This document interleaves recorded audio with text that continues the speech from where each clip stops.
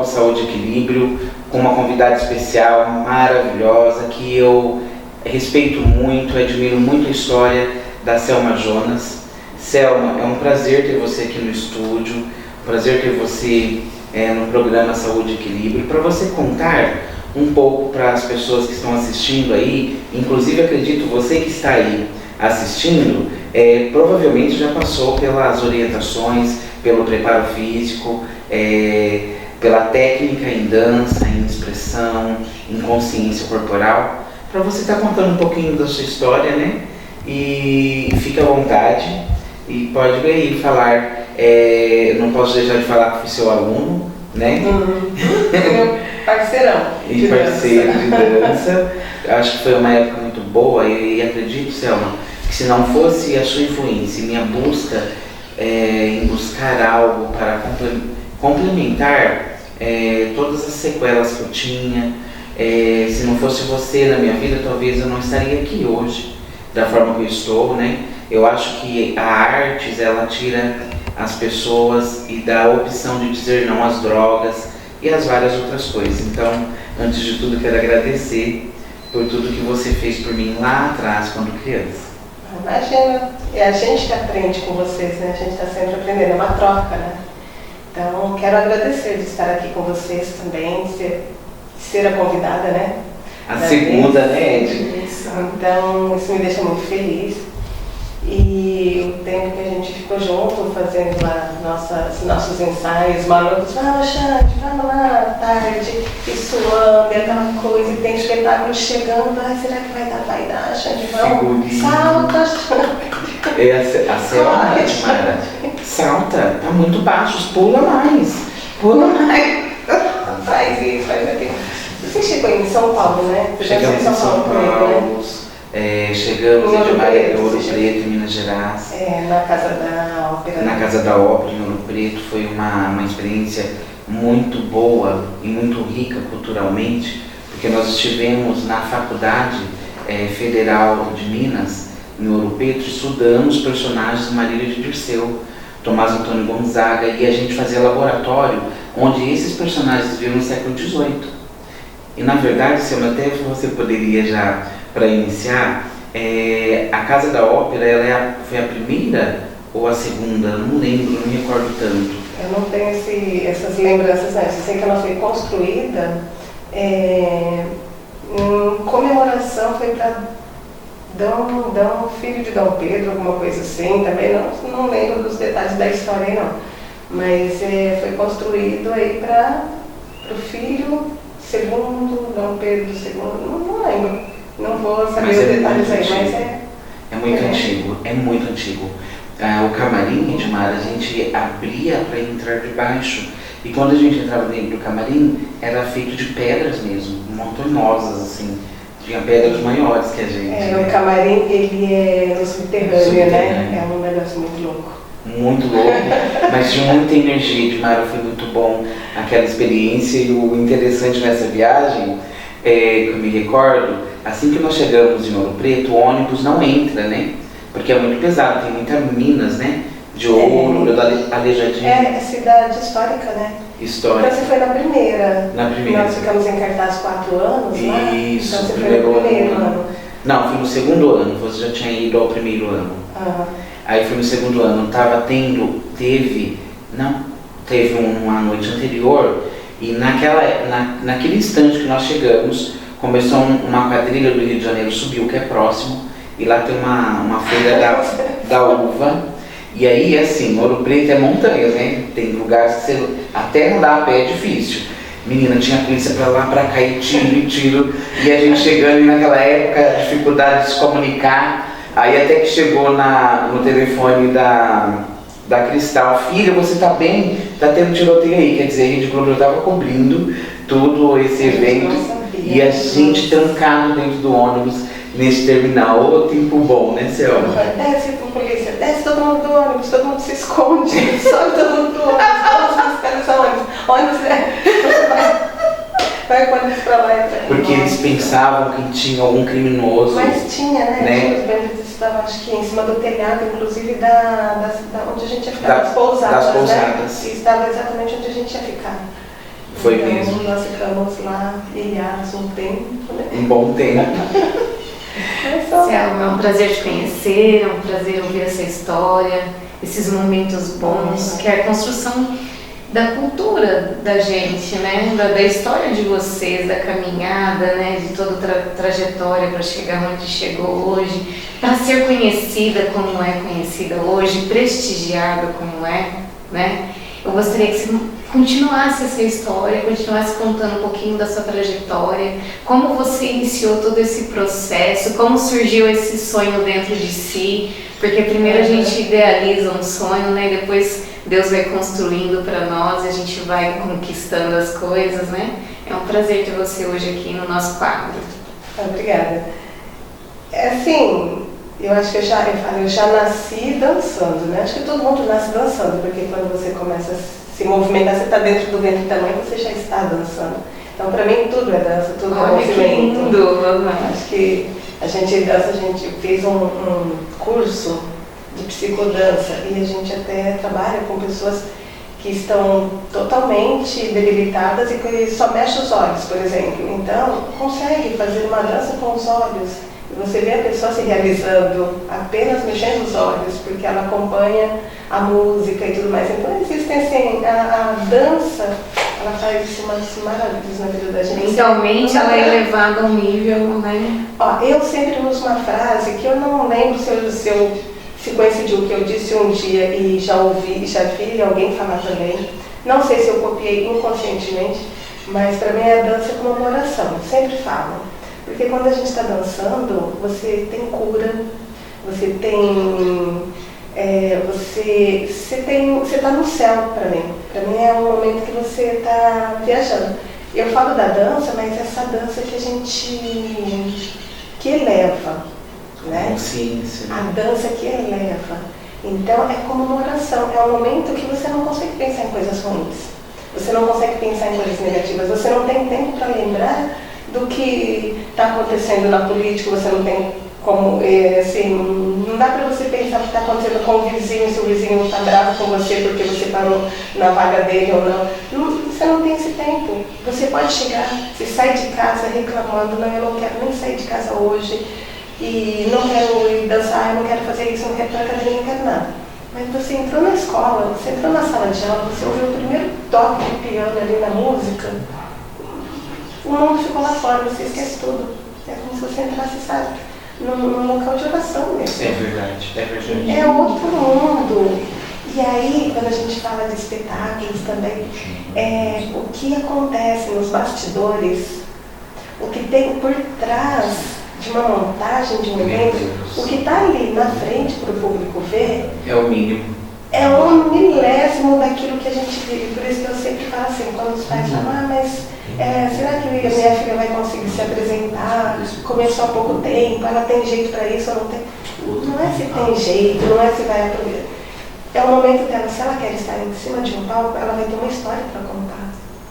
Exatamente. É a história que vai valer a pena, né? É aquilo que construiu. Aí você chegou em cima do palco, deu um branco, errou tudo, a coreografia. É outra história que ela vai contar. Mas ela construiu uma história lá antes que valeu a pena, sabe? Tudo é maravilhoso. Para mim, cada minuto, cada momento que você está envolto com a dança é uma maravilha, é uma bênção. Ô, Selma, quando que iniciou? Qual foi a sua iniciativa? Quem foi a sua referência? Na época que você iniciou, deveria ter alguma referência em relação à dança, né? E quem foi? E quando que foi? Qual ano, mais ou menos? Gente, a minha história é meio estranha, né? Quando eu comecei a estudar, então, quando eu comecei a estudar, eu não tinha prézinho, eu não tinha... Tinha, mas eu não fiz maternal no prézinho. Tinha 6 anos de idade e fui direto para o primeiro ano, né? Para a primeira série. E eu era menor da turma, porque só podia entrar com 7 anos. E eu, como fazia aniversário em junho, né? Então... Daria meio ano perdido. Isso. Então eu entrei na escola aí com 6 anos. E eu era mais nova da turma. E tinha um amigo meu que morava perto da minha casa, eu não sabia até então. E ele era da mesma sala. E quando chegou na festa junina, que foi Festa 5 meses. Um tempinho depois. Na festa junina eu fui assim, ó, quem que vai ser a noiva? Vai ser a menor da turma. A menor da turma, acho que da escola inteira era eu, porque lá não tinha prézinho, não tinha... Então eu era a menor, acho que da escola. E esse menino também era o menor. E aí a gente começou a ensaiar juntos. E a mãe dele pegou, assim, ia lá assistir as aulas e ia buscá-lo para levar para casa. E acabava me levando junto, porque ela descobriu que eu morava vizinha, praticamente era no quarteirão de baixo que ela morava e eu no quarteirão de cima. A gente ia embora junto e ela era bailarina do Municipal de São Paulo e estava morando em Pompeia. E ela tinha um histórico já de dança cigana, não sei com quem, e dança espanhola, não sei com quem. Ela assim, tinha uma bagagem maravilhosa de dança, sabe? Ela foi criada assim, por um bom tempo dentro do Teatro Municipal de São Paulo. E ela só tinha filhos homens. E ela ficou encantada comigo, eu dançando festa junina, com o menino dela. Ela foi se encantando e ela falou, você quer aprender a dançar balé? Eu vou te mostrar. Então, cada vez, todos os dias que ela me levava para casa, ela mostrava tudo que ela tinha, tudo que ela aprendia dos cursos.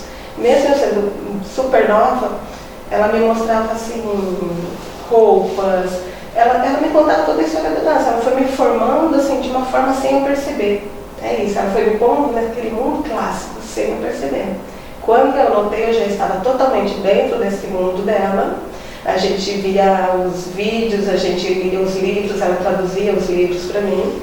E ela continuava, mesmo casada, morando em Pompeia, ela ia a todos os cursos que tinha, que ela era associada também, né, do Sindicato da Dança, São Paulo e Rio. E ela não perdia uma oficina, não perdia um workshop internacional. Todos ela estava. E aí ela já avisava, assim, eu estou indo e quando eu voltar tem material para passar para você. E aí ela passava tudo para mim, ela trazia livros, trazia tudo. E em Pompeia não tinha ninguém ainda fazendo isso, né? Foi sua professora? Ela foi a minha tutora, totalmente assim. E a minha mãe, ela assistia aquele balé, o Pai Herói, ela assistia um espetáculo? Não, novela, Pai Herói, tinha uma moça lá, a Karina, que era bailarina, e a minha mãe falava, ai, minha filha vai ser bailarina. Aí foi jogando, sabe? Mas aí, com isso, eu fiquei dentro da casa dessa senhora, assim, todos os dias eu passava por lá até 14 anos. Aos 14 anos, ela resolveu abrir a escola dela aqui em Pompeia. Aí, quando ela abriu a escola, eu já ia para ajudá-la, né? Então, cuidava da escola com ela. E com 16 anos eu já as aulas, já ajudava ela com as aulas. E aí, ela tem uma história enorme aí atrás, né? E onde era a primeira escola dela? Era onde o local aqui? Em Pompeia, no município. Você sabe onde que é a Floricultura, Flor de Lis? Atrás, para trás. Para trás da Floricultura, isso, onde era o Tanaka, onde a Kelly Kashima abriu ali, sim, por ali. Onde tem uma agropecuária. Exato, exatamente. Eu acho que era uma agropecuária, se eu não me engano, aquele prédio. Era aquele, em vez de tinha bicicletaria. Né? Na verdade, de um japonês. Isso, o pai do Celso, né? Isso, o pai do Celso. Olha que legal, é importante isso, né? Isso é muito importante. E aí eu ajudava ela ali. Então, fazia aula, ficava ali. E depois dali, ela veio, o marido dela era farmacêutico, né? Seu Joaquim, da farmácia. Seu Joaquim. Aí o Daniel, Rossou. E aí eles vieram. A farmácia era aqui na Rua do Cuspe, lembra? Na antiga Rua do Cuspe. Getúlio Vargas, lá na ponta. Isso, aí tinha a sorveteria, onde que hoje é a Saizeiro. Ali era a farmácia, e no fundo da farmácia tinha um salão de balé, porque ali ela não precisava pagar o aluguel, porque era deles, né? Então eu montei a escola ali. Que fiquei legal. muitos anos ali com ela também. Que legal. E aí, enquanto eu trabalhava com ela dentro na área da dança, me formava com ela, eu também me formei no magistério, na área de educação. Então eu só saí, eu só parei o trabalho de dança aqui em Pompeia com ela quando eu fui para Campinas para trabalhar na área de educação. Aí eu fiquei lá um ano e pouco. Aí quando eu voltei, eu retomei. E lá também fazia meus trabalhos de dança normal. Porque dá para associar artes e educação, né? Totalmente. Muito. Totalmente. Ajuda muito o outro, né? Sim. Eu acredito que é uma porta, né? Que se abriu para você ter um vínculo maior com pessoas, né? Sim. Conhecer mais pessoas. E uma Belinha me contou aí que tem projetos. Como que esses projetos funcionam? Como que é esses projetos na tua vida, na vida de outras pessoas? Olha, eu comecei, eu não comecei como empresária na área de dança. Eu fiz o processo contrário. Como eu me fiz professora de alfabetização, então essa era a minha profissão. E bailarina era um dom que eu tinha recebido e uma bênção e tudo mais. Então eu achava um absurdo ter que cobrar, né, o balé. Você tinha essa resistência? Eu tinha uma resistência muito grande com isso. Eu só quebrei um pouco da resistência quando eu tive que fazer rola e eu ia fazer não sei o que. Fui para outros campos da dança que eram muito caros, né? Falei, gente, é muito caro ser bailarina, eu já não tenho mais nada de graça, é tudo muito caro. E aí que eu comecei a entender que tinha que cobrar. Mas antes disso, eu trabalhava como instituição, né? E aí... Por amor. Por amor. Então, eu lembro, eu comecei num determinado lugar, quando eu peguei os meus primeiros alunos, era assim, eu não consegui, tem uma aluna, essa aluna vai pagar, porque eu tinha que dividir o aluguel com a dona do espaço, né? Aí eu tenho uma aluna, então se eu tenho uma aluna, eu tenho que dar 50% para ela, mas eu dar os 50%, ficar com 50% para mim, eu pago 50% de mais uma aluna que não pode pagar. Aí eu peguei uma, que era da APAI, inclusive. Mas aí apareceu mais uma aluna pagante. Tá, então eu tenho mais 50%, que ao invés de eu pegar para mim, eu ponho mais uma. Então eu investia em outras pessoas. Aí chegou na época de espetáculo, né? Eu falei, gente, mas e agora? Como que a gente vai fazer para pagar o uniforme para essas crianças? Como que eu vou fazer? Porque estão junto com os pagantes. E eu me tornei responsável. É impossível falar para eles que eles não podem dançar, né? Aí eu comecei a costurar. Aprendi com a minha tutora, até costurar roupa de balé, bordar e tudo mais, e eu não sabia quem recorrer. Era eu, minha mãe me ajudava e a gente passava noites, né? Chegou a pegar isso daí. Ajudei bastante. Vamos costurar. Várias pessoas, né, viram isso daí, então eu passava as madrugadas costurando a roupa de quem não podia pagar, que também vinha desse dinheiro aí. Eu juntava, dava meu jeitinho, ou pegava das aulas que eu dava, né, pro estado. Ia confeccionar o figurino, o uniforme, fiz muitas sapatilhas. Peguei uma época as crianças do Colégio das Irmãs.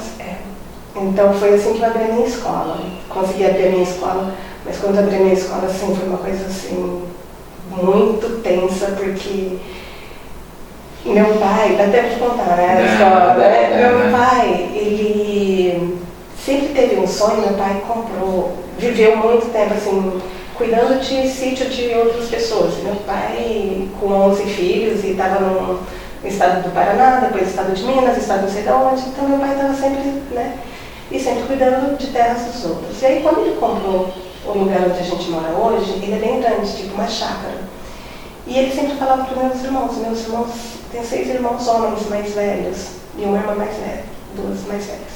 E ele sempre falava assim para os irmãos, olha, a gente tem um terreno, monta uma oficina, monta um mercado, monta isso, monta aquilo. Ninguém nunca quis montar nada, porque era mais fácil sair e trabalhar fora dos outros. E todos eles foram embora, inclusive foram para São Paulo, foram para outras cidades. E o sonho do meu pai era que alguém montasse algum comércio, alguma coisa, do meu pai e da minha mãe. E quando eu vi que eu tinha várias crianças e muita gente querendo entrar e eu não tinha como pagar para tanta gente fazer balé, eu falei, pai, olha, eu estou passando por uma situação assim, está acontecendo umas coisas assim, eu estou com dificuldade de manter, né, um aluguel, né, viver assim. E ele falou, você não tem que passar por essa obrigação, a gente tem um espaço aí, vamos construir. E eu trabalhava em cultura na época, né, que eu era oficial de escola e professora ali também. Falei, vamos construir isso, mas eu posso ser o pedreiro, você compra o material e eu construo para você. Meu pai trabalhava na Jato. Aí, tá, pai, mas como que a gente vai fazer isso? Fim de semana. Você me ajuda, Selma? Como que eu vou te ajudar, pai? Carregar balde vamos ajudar, vamos mexer. Se você me ajudar como Servente. servente. Segura um pouquinho porque nós vamos para o comercial e já voltamos. Fique ligadinho aí para você saber o desfecho dessa história linda.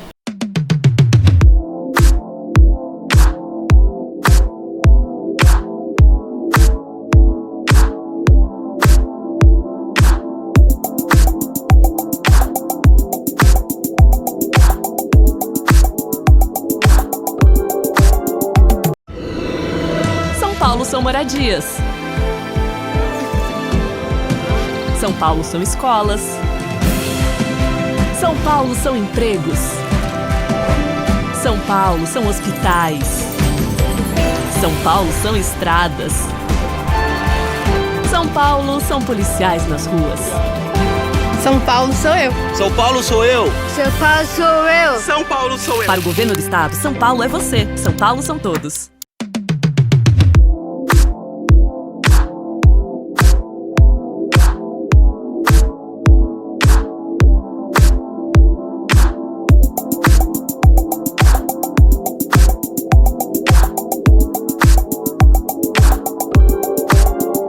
Voltamos para o quadro contando a sua história com a Selma. Uma história linda e ela vai dar continuidade. Continua para nós sobre seu pai, sobre o início de toda a obra, todo o sonho, né? Meu pai maravilhoso. Então, meu pai, ele pediu, né? Ele falou assim, você não precisa passar pela situação que você está passando, dependendo de outras pessoas e tudo mais, para realizar seu sonho. Se você quiser, a gente constrói juntos. Só que você tem que ser meu servente de pedreiro. Você vai ter que arregaçar as mangas, que sozinho eu também não posso. Porque ele tinha o trabalho dele, eu tinha o meu, e é o que a gente podia fazer. Eu falei, tranquilo. Então a gente vai comprando material de pouquinho e vamos. E aí ele se empolgou, porque meu pai era aquela pessoa que adorava trabalhar. E aí ia realizar o sonho dele também. Ele queria ter algo no terreno que ele sempre sonhou, quando ser alguma coisa aqui, né? E aí eu falei, pai, vamos fazer assim, basta um barracão, desenhamos um barracão, né? E fizemos lá que teria que ter o mínimo e começamos a trabalhar, e ele fazendo do jeitinho dele lá, e eu ajudando, derrubei balde em cima dele, coitado, machuquei a perna dele e tudo mais. E quando terminamos de construir, aí tinha que pôr telhado, aí teve um irmão que foi lá ajudar a gente a pôr esse telhado também, o Sidney. E para entrar na sala, eu não tinha um tablado e não tinha como pôr piso. Então o tablado, então se a sala era desse tamanho, eu consegui pôr 4 madeira no chão para ficar um tabladinho desse tamanho, mas por tanto de aluno que tinha dava, então era tablado solto, mas os pais concordavam, eles entendiam, sabiam o que eu queria, e os pagantes, então eu tinha outros pagantes que falavam, não, seu pai é ali, é isso que a gente quer, o seu trabalho vale a pena, então pode deixar que a gente vai manter os alunos ali com você. E por dentro, assim, reboco meu pai não fazia, então eu tive que pagar alguém. Aí rebocou só por dentro onde a gente ia usar, por fora não, era só quando tivesse condições. O vestiário, você lembra que eu colocava papel fardo? Sim. Comprava rolo de papel, colocava por causa do pó, né, muito pó, muito seco, então era com papel, colocava jornal embaixo e por cima o papel, e ali a gente se trocava, a gente se virava, né? E até que foi, a escola foi, hoje está lá, uma bela escola, né? Você está convidada para ir conhecer o Xande, né? Sim, preciso voltar. Precisa voltar, né? E foi assim, devagarinho, eu e meu pai trabalhando. Perdi muitos alunos por preconceito, porque chegava lá e perguntava, olha, não me conheciam, né? Então só chegava assim porque sabia que era uma escola de dança, porque viam crianças passando de uniforme e tudo mais. Eu queria matricular minha filha no balé. E eu, assim, de barco, né, de massa, de cima embaixo, toda suja. Tá bom, você me dá o seu nome que eu vou anotar e na semana, durante a semana, eu te ligo, eu te passo os dados certinho. Tá, mas quem que dá aula? Eu. Aí eu olhei assim, você? Eu sou a Selma Jones. Você? Não voltava mais. Gente, como é difícil, ignorância. Então, eu perdi alunos pelo fato de eu ter que construir minha escola, né? Mas eu sempre falo assim, que eu não perdi. Eu acho que quem perdeu a oportunidade foram eles de ter algo melhor. E eu creio que muitos deles estejam bem, mas como a dança, ela faz maravilhas na vida da gente, então se essas pessoas que fizeram isso, que passaram, né, as crianças não têm culpa, eu falo pelos pais, mas se uma criança, né, filha dessas pessoas, hoje eles são médicos, são dentistas, são qualquer profissão, com a dança eles teriam sido melhores. Sim. Eu tenho certeza. Eles podem ser maravilhosos, melhor, né? Eles podem ser maravilhosos, mas eu sei que com a dança a vida deles seria diferente, seria muito diferente. Então perderam a oportunidade. Sim. Selma, pós-pandemia, né? Nós vivemos um momento muito crítico aí. Como você lidou com toda essa situação? Como foi para você esse impacto? Porque tudo foi ficando difícil, né? Foi se limitando tudo que podia ser feito, né? Não sei como ficou suas aulas, como que... É um momento bem difícil para todo mundo tendo que se reinventar, né?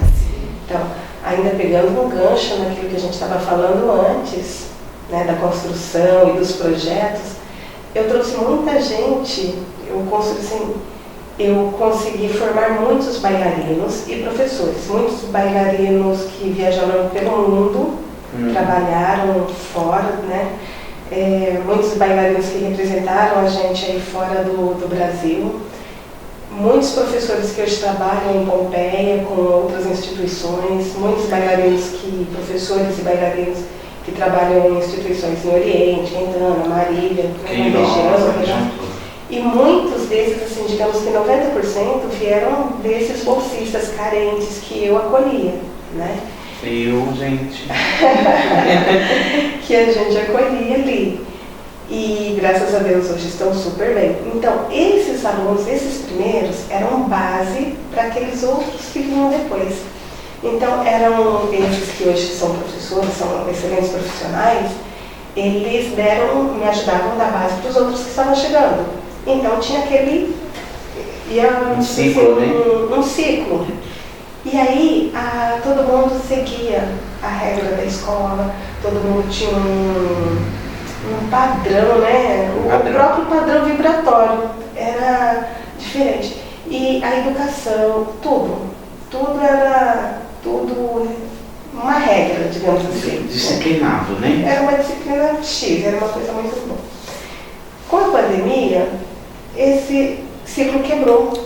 Então, aqueles que estavam nessa formação foram para outras atividades ou se mudaram, quebrou.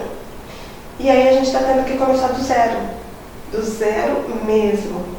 E quando fala do zero, são pessoas que não têm noção, assim, do que a gente fazia lá atrás. E então eu não posso exigir nada das pessoas que estão chegando, e eu tenho que colocar tudo isso do zero, assim, porque como que eu falo, é uma forma de lidar com a educação de uma maneira um pouco diferente. É o psicobalé, é a terapia, é a dança, é a educação, é todo um conjunto. E aí a gente tem que trabalhar a família, a gente tem que trabalhar a criança, a gente tem que trabalhar o status, a gente tem que trabalhar tudo. Então está sendo assim, a gente está tendo que se reinventar em todos os sentidos.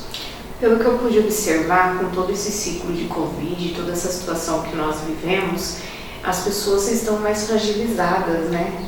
Mas eu poderia me colocar talvez de uma forma errônea, elas estão mais desestabilizadas, né? Emocionalmente, em postura, em questão da educação, né? Toda essa parte que você está tentando remodelar, colocar nos seus padrões, né? Sim, sim. E é uma coisa assim, eu já penso assim, os meus padrões eu acho que também não podem existir mais. Eu tenho que abandonar e refazer, eu tenho que trabalhar de uma maneira diferente.